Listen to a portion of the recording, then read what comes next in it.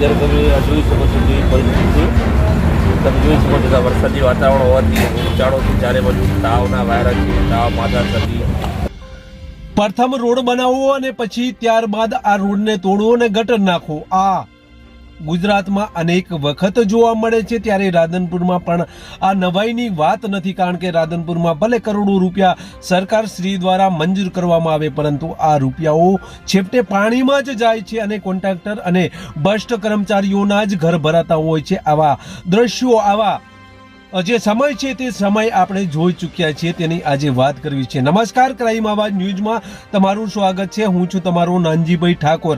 આમ તો સમગ્ર ગુજરાતમાં ભ્રષ્ટાચારીઓ જે છે ત્યાં એ રીતે બનતું હોય છે કે જ્યાં પ્રથમ રોડ બનાવવામાં આવે છે, ત્યારબાદ આ રોડને તોડી નાખવામાં આવે છે અને ત્યારબાદ ગટર બનાવવામાં આવે છે અને ફરી પાછો રોડ બનાવવામાં આવતો હોય છે। આવા અનેક કિસ્સાઓ આપણે જોઈ ચૂક્યા છીએ।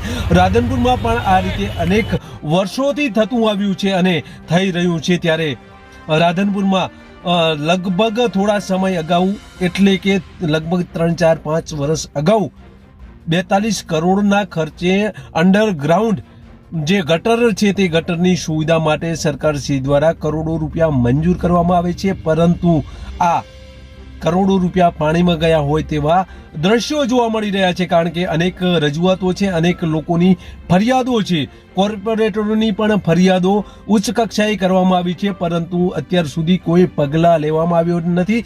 નગરપાલિકામાં ના અંડરમાં જે પાણી પુરવઠા દ્વારા 42 કરોડના ખર્ચે જે અંડરગ્રાઉન્ડ જે ગટરની સુવિધાઓ માટે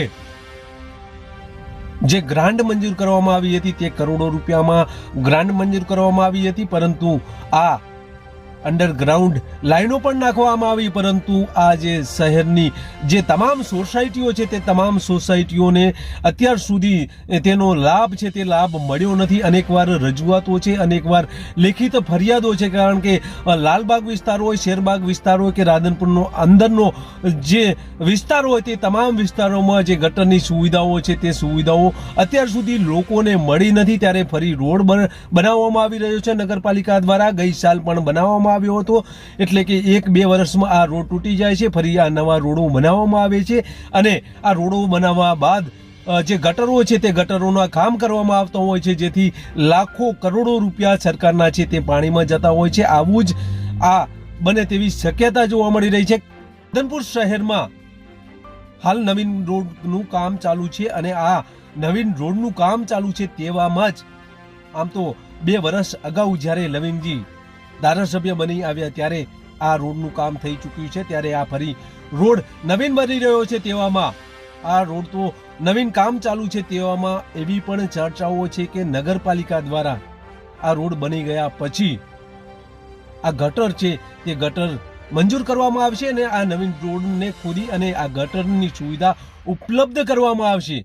ત્યારે આવું અગાઉથી પણ થતું આવ્યું છે, કારણ કે પ્રથમ રોડ બને અને ત્યારબાદ આ ગટર નાખવામાં આવે ત્યારે આ રોડ તૂટી જતો હોય છે અને પાછો ફરીથી આ રોડ મંજૂર કરવામાં આવતો હોય છે। ત્યારે આ રીતે ઘણા વર્ષોથી ચાલુ આવે છે, ઘણા વર્ષોથી સરકારશ્રીના પૈસા છે એ પૈસા પાણીમાં જતા હોય છે। ત્યારે આવું ફરીથી થશે તેવું જે દ્રશ્ય છે, જેવું લોકોમાં ચર્ચાઓ જોવા મળી રહી છે। ત્યારે નેશનલ ઓથોરિટીની જે ગટરો છે તે પણ ભરાઈ ગઈ છે અને પૂર્વ નગરપાલિકા પ્રમુખ કાનજીભાઈ પરમાર છે તેમણે લેખિત રજૂઆત કરી છે અને તેમણે શું કહ્યું આ વિડીયોમાં જોઈએ, ત્યારબાદ ચર્ચા કરીએ।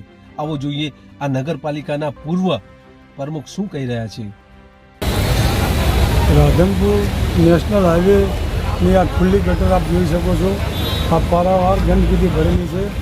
આજે આટલી મોટી ગટર બનાવેલી છે, તે છતાં સફાઈ કામ કરવામાં આવતું નથી। નેશનલ હાઈવે ઓથોરિટીને અનેકવાર રજૂઆતો કરવા છતાં પણ આ ગટરોની સફાઈ થઈ નથી। આપ જોઈ શકો છો કે ગટરોના જે સાઈડો છે એ તૂટી ગયેલી છે અને ગટરોના ઢાંકણા પણ બિલકુલ નથી અને જે ખુલ્લી ગટરો છે એની પણ સફાઈ થતી નથી। એટલે આ બાબતે આજરોજ નેશનલ હાઈવે ઓથોરિટીને લેટર લખી અને જાણ કરવામાં આવેલ છે કે તાત્કાલિક અસરથી જો આ ગટરોની સફાઈ નહીં કરવામાં આવે તો અમે ગાંધી ચિંધ્યા માર્ગે નેશનલ હાઈવે ઓથોરિટી આગળ કચેરીએ ભૂખ હડતાળ ઉપર ઉતરશું અને આજે ચાંદીપુરા રોગ ભયંકર ચાલી રહ્યો છે. અહીં નજીકમાં બધી હોસ્પિટલો પણ આવેલી છે જેના કારણે તે અને નાના બાળકો મોટા અને આટલી બધી કચેરીઓ, બીજા દુકાનો, શોપિંગો, મોલ બધા આવેલા હોય અને જો સફાઈ કામ ના થાય, ખુલ્લી ગટરો આપ જોઈ શકો, ભયંકર રોગચાળો ફાટી નીકળે તેવી દહેશત છે. અને વરસાદી આજે સિઝન ચાલતી હોવાથી આજે વરસાદી પાણી જો ભયંકર વરસાદ આવે તો આ ખુલ્લી ગટરોમાં ગમે તે માણસની માલ જાનહાનિ થાય એમ છે. તો આ બાબતે આ તાત્કાલિક અસરથી આ ગટરની સફાઈ કામ કરાવી અને રિપેરિંગ કરાવી અને ઉપર ઢાંકણાઓ નખાવવાની ખાસ જરૂર છે. આપનું નામ સાહેબ? પરમલ કાનજીભાઈ ધુડાભાઈ, પૂર્વ પ્રમુખ નગરપાલિકા રાખેલી. સાંભળ્યું તે મુજબ રાધનપુર શહેરમાં નગરપાલિકા હદ વિસ્તારમાં તો ગટરની સુવિધાઓ નથી, પરંતુ આ રાધનપુર શહેર નેશનલ ઓથોરિટીની જે ગટરો છે તે ગટરો પણ બ્લોક થઈ ગઈ છે. હાલે આ જે ગટરો છે તે ગટરોના ઢાંકણા તૂટી ગયા છે. કોઈ જગ્યાએ આ ગટરોમાં પશુઓ પડી જવાની શક્યતાઓ જોવા મળી રહી છે. ત્યારે આ કાનજીભાઈ પરમારે ઉચ્ચ કક્ષાએ રજૂઆત કરી છે અને કોઈ માલને કે કોઈ મનુષ્યને કોઈ જાનહાનિ થશે તો આ જવાબદારી નેશનલ ઓથોરિટીની થશે, આવું પત્રમાં તેઓએ જણાવ્યું છે. ત્યારે નેશનલ ઓથોરિટી દ્વારા કેટલા સમયમાં આ ઢાંકણા બદલાવવામાં આવે છે, કેટલા સમયમાં આ બ્લોક થયેલ ગટરો સાફ કરવામાં આવે છે તે આવનાર સમય બતાવશે. ત્યારે આ રાધનપુરના બીજા રહીશે શું કહ્યું તે આ વિડીયોમાં જોઈએ. રાધનપુર નેશનલ હાઈવે પર ઉગલગોટા ડેન્ડ્રીજ આવેલી છે. બિલકુલ સાફ સુફ થતી નથી, ગટરો કાઢવામાં આવતી નથી. અને અત્યારે તમે આ જોઈ શકો છો કે પરિસ્થિતિ છે. તમે જોઈ શકો છો કે વરસાદી વાતાવરણ હોવાથી રોગચાળો છે, ચારે બાજુ તાવના વાયરસ છે, તાવ, માથા, શરદી, અત્યારે દવાખાના ઉભરેલા છે. અને બિલકુલ નેશનલ હાઈવેવાળાને બિલકુલ કંઈ પડી નથી. અત્યારે ગુજરાતમાં ચાંદીપુરા નામનો વાયરસ આવી ગયો છે. અત્યારે બાળકોને ભગવાન બચાવે તેવી પરિસ્થિતિ છે અત્યારે. તો પણ નેશનલ હાઈવેવાળાને સરકાર કોઈને બિલકુલ કાંઈ પડી નથી. અત્યારે કેવી પરિસ્થિતિ તમે જોઈ શકો છો, ગટરોની કેવી પરિસ્થિતિ. એટલે આ કહેવાનું છે ખાસ આવ્યું કે આ પરિસ્થિતિ જુઓ અને તાત્કાલિક આનું જે પણ તાત્કાલિક નિકાલ આવે, સાફ સફાઈ કરવામાં આવે. નહીં તો અમે આગળ પણ અમે હડતાલમાં બેસશું, ધરણા કરશું, બરાબર. એટલે મહેરબાની કરીને આનો તાત્કાલિક સરકાર નેશનલ હાઈવેવાળા તાત્કાલિક અમારું કહેવાનું થાય છે આનો તાત્કાલિક નિકાલ કરો. તો રોગચાળો બહુ ફાટી ગયો છે, વરસાદી ચોમાસું આવી ગયું છે, તો તાત્કાલિક આનો નિકાલ કર્યો. શું નામ સાહેબ આપનું? મકવાણા પ્રકાશ રાધનપુર. તો રાધનપુરની જે નેશનલ હાઈવેને અડતી ગટર છે જે ઇન્દ્રપ્રસ્થ કોમ્પ્લેક્સની આગળ આવેલી છે. લગભગ હાઈવેના આખા રોડ ઉપર હશે રાધનપુરની અંદર જે ખુલ્લી ગટર છે. ખુલ્લી ગટરની અંદર ઘણીવાર એવું બન્યું છે કે માણસો પડી ગયા છે, પશુઓ પડી ગયા છે, જેને આ વેપારી મિત્રોએ બહાર નીકાળેલા એવા ઘણા કિસ્સા બન્યા છે.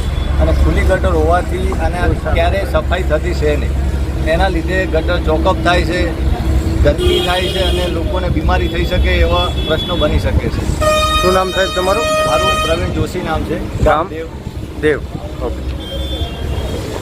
આપ મારે શરીરને જણાવવાનું કે આ નેશનલ હાઈવેવાળા જે કંઈ અને જે ઓર્ડરમાં જે કંઈ આવતું હોય, આવું કચરો, આવો ગટર, આવું ગંદકી ના ચડે, આમાં મહાન રોગચાળો ફાટી નીકળે, માણસો આ કઈ રીતે રહે તમે જુઓ, તપાસ કરો ખાલી. એટલે આવો ભ્રષ્ટાચાર, આવું જીવન ના જીવાય. એટલે ખરેખર આનું તાત્કાલિક એને કડક પગલાં લેવામાં આવે, આનું નિરીક્ષણ તાત્કાલિક કરવામાં આવે. મારી નમ્ર વિનંતી છે કે નેશનલ હાઈવેવાળાને સીધા જણાવે. શું નામ સાહેબ તમારું? પરવાર શંકરભાઈ ભગવાનભાઈ, ગામ? ગામ કોચનાથ. ઓકે. તમે જોયું તે મુજબ નગરપાલિકા હોય કે નેશનલ ઓથોરિટી હોય, આ તમામ જે સરકારી એજન્સીઓ છે તે એજન્સીઓ દ્વારા લોકોને સુવિધાઓ ઉપલબ્ધ, જે પ્રાથમિક સુવિધાઓ છે તે ઉપલબ્ધ કરાવવાની તેમની જવાબદારી છે. પરંતુ આ પ્રાથમિક સુવિધાઓ જ્યારે ઉપલબ્ધ થતી નથી અને આ જ રીતે ગટરો ઉભરાતી હોય છે, ત્યારે એક નવો ચાંદીપુરા રોગ પણ હાલ ગુજરાતમાં પ્રસરી રહ્યો છે. ત્યારે રાધનપુર શહેરમાં પણ આ રોગ પ્રસરે તેવી શક્યતાઓ જોવા મળી રહી છે. ત્યારે કેટલા સમયમાં આ એજન્સીઓ, આ સરકારી તંત્ર દ્વારા આ ગટરના ઢગ, આ ગટરની ગંદકી દૂર કરવામાં આવે છે તે આવનાર સમય બતાવશે, પરંતુ હાલ તો નગરપાલિકા હદ વિસ્તારમાં રહેતા રહીશો ત્રાહિતમામ પુકારી ગયા હોય તેવા દ્રશ્યો જોવા મળી રહ્યા છે. બસ એ જ, જો તમે અમારી ચેનલમાં નવા છો અને આવા જ લેટેસ્ટ ન્યૂઝ જોવા માંગો છો તો અમારી ચેનલને અત્યારે જ સબસ્ક્રાઇબ કરો, જેથી આવનાર લેટેસ્ટ ન્યૂઝ તમારા સુધી પહોંચી શકે. નમસ્કાર.